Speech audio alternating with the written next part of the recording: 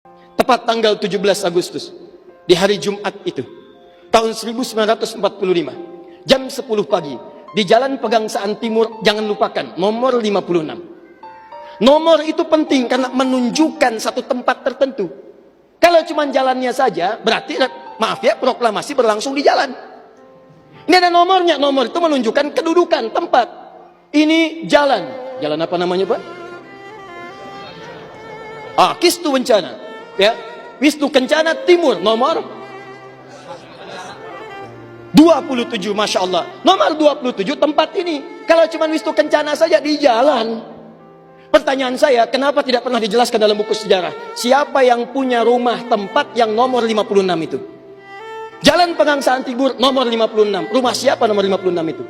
Ternyata itu rumah seorang pengusaha Muslim keturunan Yaman yang sangat cinta dengan negara kesatuan Republik Indonesia ini. Beliau mewakafkan rumahnya untuk kemerdekaan bangsa Indonesia. Namanya Syekh Faraj bin Marta.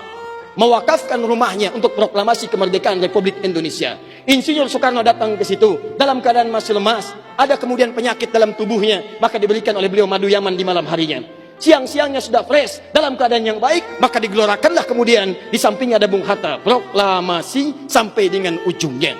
Teman-teman, proklamasi 17 Agustus tahun 1945 itu memiliki saham yang kuat dari pertemuan-pertemuan dan perjuangan para ulama.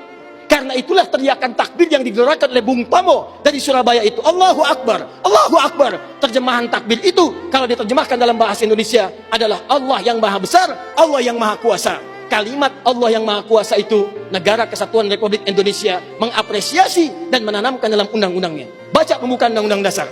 Atas berkat rahmat Allah yang maha kuasa. Kalimatnya Allah, tidak ada yang lain lagi. Atas berkat rahmat Allah yang maha kuasa. Dan dengan didorongkan oleh keinginan luhur. Jadi keinginan luhur itu diletakkan di akhir setelah Allah yang maha kuasa.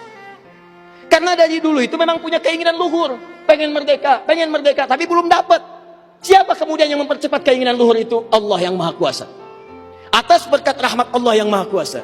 Dan dengan didorongkan oleh keinginan luhur, maka rakyat Indonesia menyatakan dengan ini kemerdekaannya.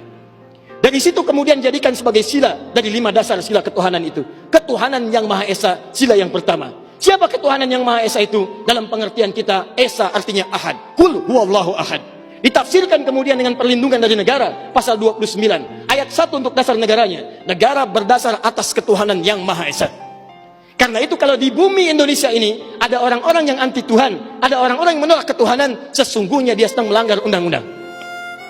Dan pasal 29 ayat 2-nya, negara menjamin kita untuk menerapkan nilai-nilai ketuhanan dalam bentuk ibadah. Perhatikan bacaannya. Negara menjamin kemerdekaan tiap-tiap penduduk untuk memeluk agamanya masing-masing dan beribadah menurut agama dan kepercayaannya itu. Bagi kita pengajian adalah ibadah. Salat adalah ibadah, zakat adalah ibadah, taklim seperti ini adalah ibadah. Jadi taklim pun dilindungi oleh undang-undang, taklim pun didukung oleh negara, dan kalimat takbir pun itu adalah kalimat takbir yang tertuliskan dalam undang-undang dasar kita. Jadi kalau ada anak bangsa yang anti dengan kalimat takbir, itu artinya anak bangsa yang tidak mengenal perjuangan nenek moyang kita yang telah mewujudkan negara kesatuan Republik Indonesia. Takbir.